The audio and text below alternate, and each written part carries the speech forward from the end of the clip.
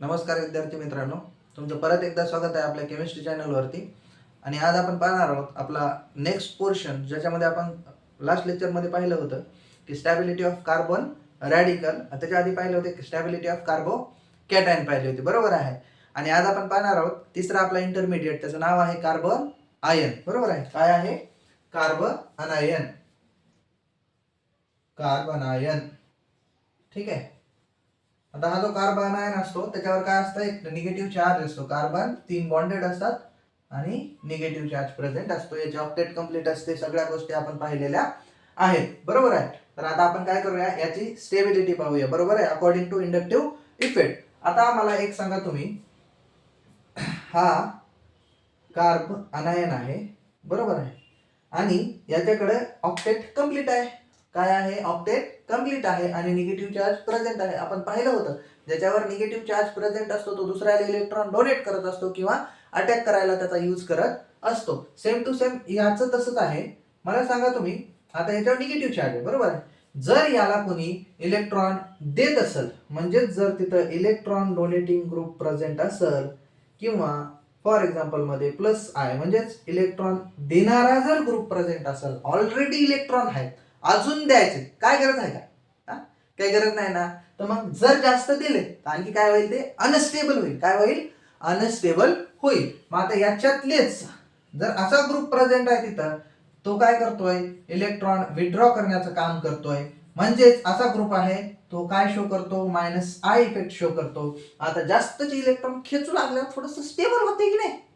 काय होतंय, थोडस स्टेबल होते. म्हणजेच मला सांगा तुम्ही, इलेक्ट्रॉन विड्रॉइंग ग्रुप जो आहे एखाद्या कार्बन आयन पाशी जर अटॅच्ड असेल तर तो काय करतो, त्याला स्टेबल करत असतो. काय करत असतो? स्टेबल करत असतो. मग इथं दोन स्टेटमेंट आपल्याला घ्यायचे आहेत. पहिला आहे stability of carbon ion is directly proportional to minus I effect किंवा मायनस आय ग्रुप्स, ठीक आहे. आणि दुसरा येईल stability of carbon ion is inversely proportional to plus I effect. म्हणजे जर प्लस आय इफेक्ट असेल तर काय करतो, स्टेबिलिटी कमी करतो, बरोबर आहे. आता हे दोन जे आहेत त्याच्यानुसार आपण काय करणार आहोत, त्याचे एक्झाम्पल पाहणार आहोत. बघा, आपण काय म्हणलोय, परत एकदा सांगतोय, जर स्टॅबिलिटी असेल कार्बन आयनची तर त्याला मायनस आय वाला ग्रुप पाहिजे स्टेबल करण्यासाठी. पण जर प्लस आय वाला जर ग्रुप असेल तर तो काय करतो, डिस्टेबल करतो किंवा अनस्टेबल करत असतो, बरोबर आहे. तर आता आपण काय करूया, काही एक्झाम्पल्स पाहूया.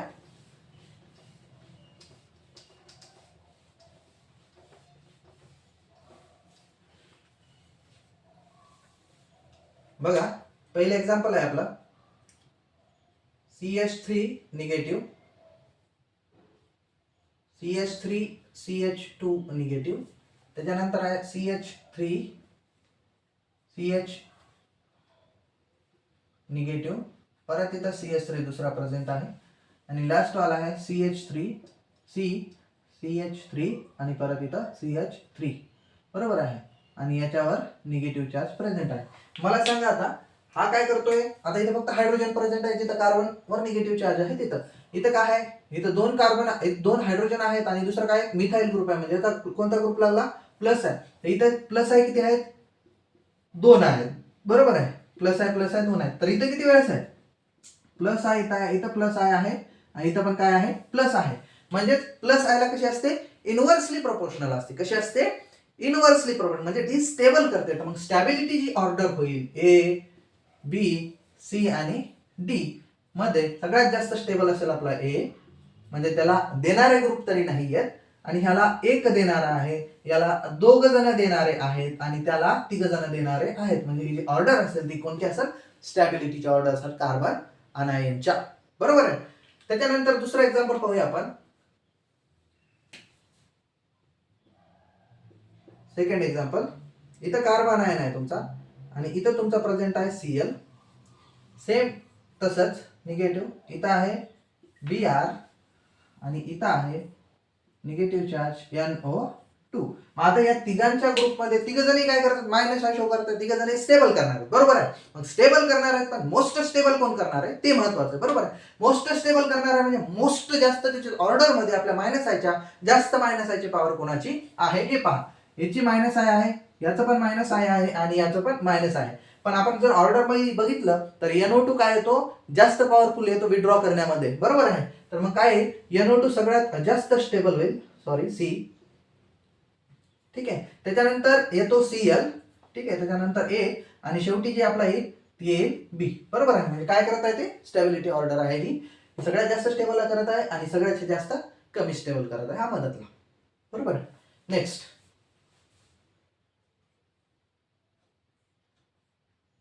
Negative charge. इथं फ्लोरीन फ्लोरीन 2 आहेत, इथं निगेटिव्ह चार्ज, इथं काय एकच फ्लोरीन आहे, बरोबर आहे.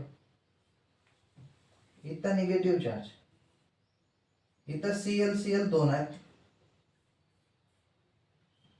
इथं काय परत एकच Cl प्रेझेंट आहे. आता बघा आपण अशाच प्रकारचं एक्झाम्पल बघितलं होतं आपल्या कार्बोकॅटायन कार्बन रॅडिकल मध्ये, बरोबर.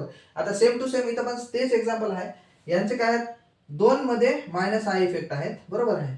याचा एकच मायनस आय इफेक्ट आहे, याचे मायनस आय किती आहेत, 2 आहेत, बरोबर आहे. आणि याचा मायनस आय 1 आहे, बरोबर. आता मग जास्त स्टेबल कोण, जे जेवढं जास्त खेचल ते, बरोबर. पहिले डिस्टन्स बघा, सगळे सेम डिस्टन्सवर प्रेझेंट आहेत. नंतर काय करायचं, DNP रूल मध्ये 2 नंबरला काय number of groups, number of groups कुठे कुठे जास्त आहेत, या ठिकाणी एक आणि या ठिकाणी एक. नंबर ऑफ ग्रुप्स इथं सेम झाले आणि या दोघांचे सेम झाले. नंबर ऑफ ग्रुप जर सेम असतील तर त्याची पॉवर पाहावी लागेल, बरोबर. पॉवर कोणाची जास्त आहे, फ्लोरीनची की क्लोरीनची, फ्लोरीनची जास्त आहे, म्हणजे तो जास्त किचल म्हणजे जास्त स्टेबल करेल. सगळ्यात जास्त स्टेबल कोण यायला पाहिजे, ए. त्याच्यानंतर यायला पाहिजे तुमचा सी. त्याच्यानंतर आता फ्लोरीन आणि क्लोरीन हे सेम ग्रुप आहेत, नंबर ऑफ ग्रुप बघायचा आणि पॉवर बघायचा. पॉवर कोणाची जास्त आहे, मग इथं फ्लोरीन वाल्याची, मग यायला पाहिजे बी आणि शेवटी येईल तुमचा डी, ठीक आहे. अशा पद्धतीने आपण काय करतो, कार्बन आयनची स्टॅबिलिटी काढत असतो, ठीक आहे. तर आपण नेक्स्ट लेक्चर मध्ये, आता हे इंडक्टिव्ह इफेक्ट इथं संपलेला आहे, बरोबर आहे. आणि याच्यानंतरचा जो ऍप्लिकेशन आहे इंडक्टिव्ह इफेक्टचा तो आहे acidic strength and basic strength, ठीक आहे. ते आपण काय करूया नेक्स्ट लेक्चर मध्ये पाहूया. थँक्यू.